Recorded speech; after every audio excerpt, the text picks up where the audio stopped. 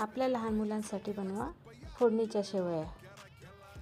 त्यासाठी लागणार आहे कांदा, टोमॅटो, मिरची, कोथिंबीर। कढईमध्ये तेल टाकू, तेलामध्ये मोहरी टाकू, जिरं टाकून घेऊ। त्यानंतर कढीपत्ता, मिरची, लसूण टाकून घेऊ, हलवून घेऊ। नंतर कांदा टाकू, कांद्यानंतर टोमॅटो टाकू, सर्वांना एकदम छान परतून घेऊ। सर्व व्यवस्थित झाल्यावर त्यामध्ये आपण हळद टाकून घेऊ। त्यानंतर थोडंसं चवीप्रमाणे मीठ आणि गरम पाणी टाकून घेऊ। त्याला छान उकळी आली का थोडासा कोथिंबीर टाकू। त्यानंतर शेवया टाकून घेऊ। शेवया चांगल्या शिजल्यानंतर बघा किती छान होतात ना। झाला नाश्ता तयार।